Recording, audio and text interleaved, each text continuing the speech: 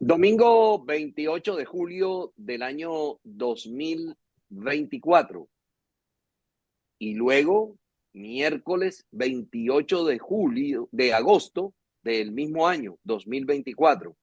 Han pasado 30 días, un mes, desde el momento en que la tiranía venezolana se robó de manera descarada, grosera y aleve las elecciones presidenciales que pretendían cambiar el rumbo del país. Las elecciones presidenciales en donde gran parte de la población venezolana salió a las calles a ejercer su derecho al voto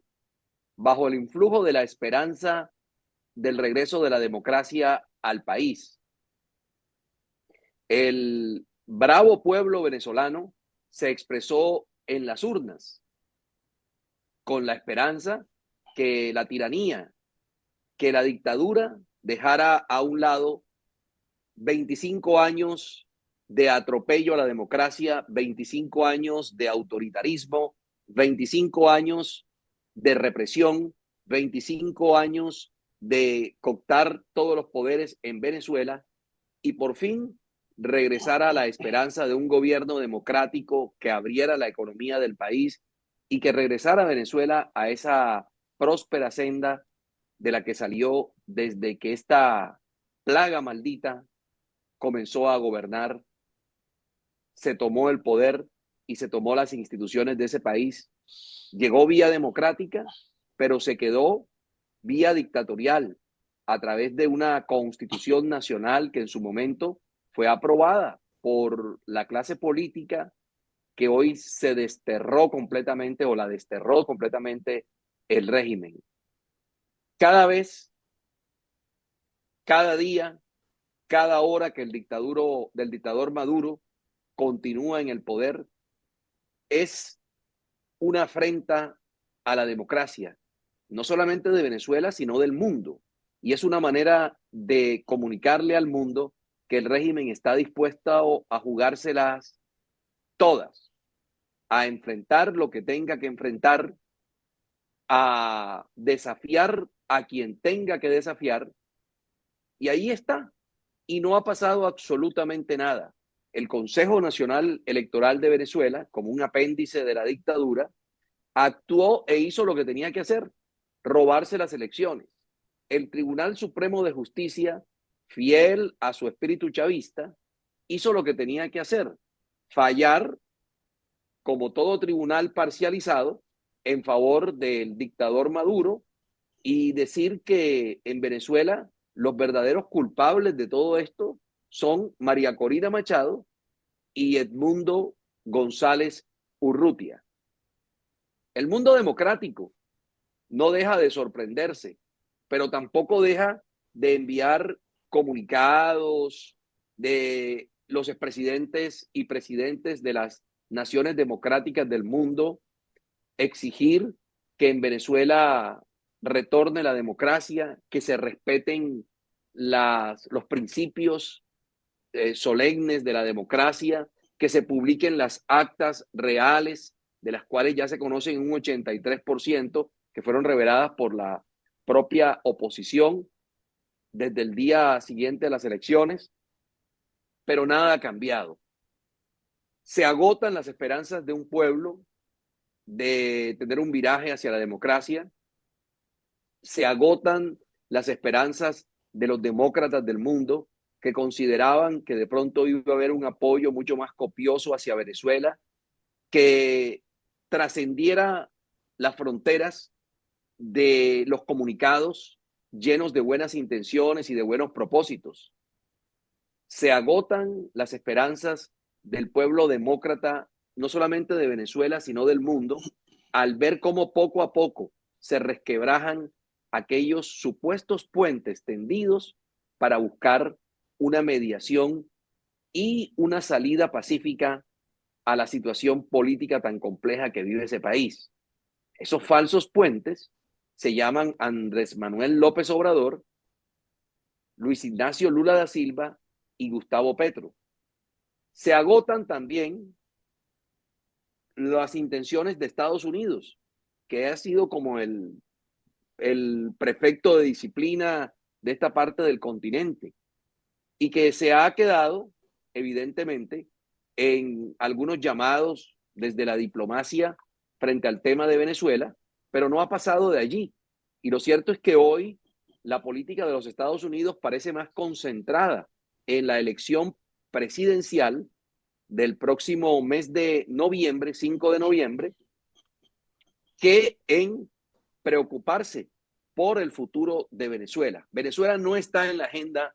de los candidatos a la presidencia de los Estados Unidos, de la demócrata Kamala Harris y del republicano Donald Trump. No parece haber un interés por parte de estos candidatos. Y yo diría, señor Tobío, amables oyentes y cibernautas, que el tiempo está pasando y al final todo parece quedar igual como en un principio. Es decir, la indignación va a continuar, pero el dictador no se mueve. Las apuestas o las esperanzas que tenía el pueblo de Venezuela frente a una insubordinación por parte de un sector de las fuerzas militares que causara un resquebrajamiento en la cadena de mando de las fuerzas militares y perdiera el control el dictador Maduro y esa conexión directa con la Fuerza Armada Nacional Bolivariana, que es la que todavía mantiene en el poder a este sátrapa y a toda su cuadrilla de bandidos, eso no se ha presentado. Parece ser que Maduro continúa teniendo el control y el poder de la Fuerza Armada Nacional Bolivariana. Por lo menos eso es lo que aparenta. Y yo le quiero decir que esto que está sucediendo en Venezuela y que ha causado el rechazo del mundo democrático, porque es que recuerde que al dictador Maduro solamente lo apoyan un reducido grupo de aliados, entre los cuales se encuentran oprobiosos regímenes dictatoriales como los de Ortega en Nicaragua, los de Díaz Canel en Cuba, de Putin en Rusia y de todos los países en los que hay establecidos regímenes totalitarios, como el que está en Venezuela. Déjeme decirle que por estos días también se está cumpliendo 2 años y medio desde que Putin tomó la decisión de invadir a Ucrania, desde que esta nueva versión del enfrentamiento entre David y Goliat se está escenificando en el mundo. Y usted recuerda que al principio la gente del mundo, las democracias del mundo, comenzaron a esgrimir su rechazo en contra de lo que hacía el Kremlin para tratar de aplastar a Ucrania, de invadir Ucrania y de tomar el control de esa nación. Que hubo sanciones de todo orden, de orden económico, hubo sanciones también contra Putin desde el punto de vista político, desde el punto de vista incluso deportivo, porque excluyeron a Rusia de las competencias internacionales.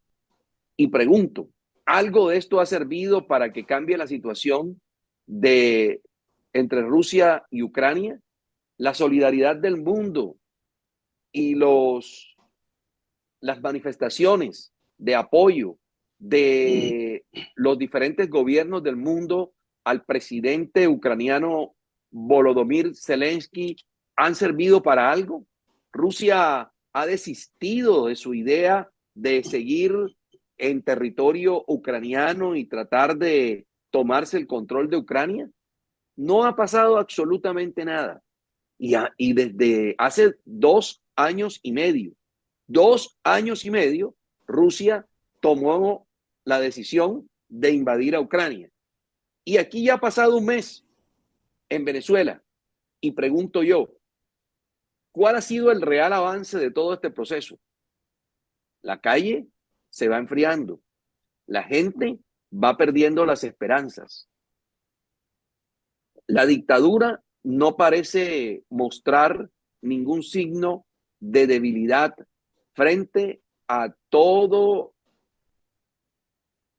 las expresiones a nivel internacional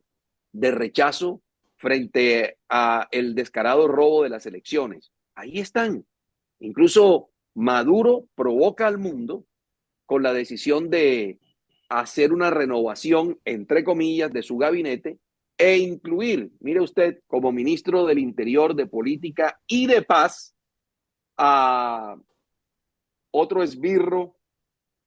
y otro miembro de ese cartel que hoy gobierna a Venezuela. Nos referimos al capitán Diosdado Cabello Rondón. Eso es como que usted nombrara a Garavito como director del bienestar familiar, o que usted nombrara a un pirómano como la persona que le va a guardar los fósforos y la gasolina y la va a dejar ahí a buen recaudo. Yo vivo muy preocupado, señor Tobío, porque ha pasado un mes y en términos prácticos nada ha hecho que el régimen tambalee. Y muchas personas han comenzado a difundir, a divulgar a través de internet, a través de canales de YouTube, una serie de teorías conspirativas y una serie de supuestas decisiones tomadas al interior de los Estados Unidos, que hay un ultimátum, que se está contratando a un grupo de mercenarios que van a ahondar en las sanciones contra la dictadura de Maduro, que van a tratar de infiltrarlo y hasta algunos han llegado a extremos como los de sugerir que haya una situación muy parecida a la que hubo en 1989 en Panamá, cuando el ejército de los Estados Unidos ingresó a ese país para sacar al llamado hombre fuerte de Panamá, Manuel Antonio Noriega, luego de unas elecciones que había ganado en Francalit Guillermo Endara y que pues, no lo habían dejado posesionar, obviamente. Eso fue en 1989, una operación que se llamó Causa Justa. No obstante, todo esto se ha quedado en chismes de pasillos, todo esto se ha quedado en rumores que no tienen ningún asidero y que lo que está haciendo es generarle más tiempo al dictador, y el tiempo para Maduro significa oxígeno y el tiempo para la oposición significa enfriamiento de la calle y el tiempo para la oposición significa mayor represión, mayor terror y un pueblo venezolano que podría tomar la determinación, tal cual están las cosas, de como la esperanza se acabó, como no hay posibilidad que la oposición asuma las elecciones que legítimamente ganó, pues el pueblo tome el mismo rumbo que han tomado ya casi 8 millones de venezolanos, y es salir del país en la búsqueda de nuevos horizontes en otras latitudes. Lo cual, obviamente, generaría para nosotros, como el país vecino, como la casa de al lado de Venezuela,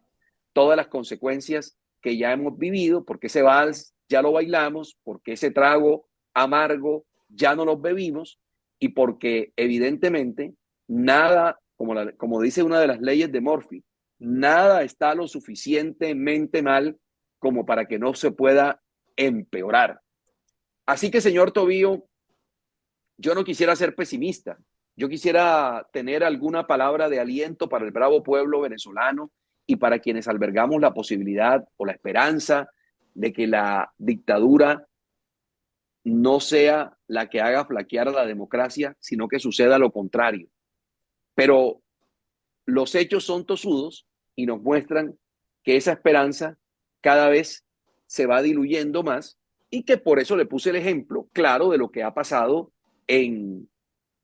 Rusia y Ucrania, que han pasado 2 años y medio y allí sigue Putin haciendo lo que le da la gana con Ucrania, y Ucrania defendiéndose como gato boca arriba, valientemente, con un país donde también se ha presentado una diáspora, pero que el mundo no ha pasado de darle unas condenas a través de comunicados, a través de cancillerías y de vocerías internacionales, pero en el fondo nada ha pasado. Me temo que lo mismo podría pasar en Venezuela, pero con consecuencias funestas para Colombia y que finalmente, para darle la palabra a usted, por supuesto, señor Tobío, el dictador Maduro, cada día que se quiera quedar en el poder, lo tendrá que hacer con base en la represión, en la fuerza, en el maltrato, en la imposición de medidas extremas, y Venezuela se puede convertir cada día más en un estado más inviable. De hecho, ya muchos de los indicadores nos llevan a pensar que es un estado fallido, pero podría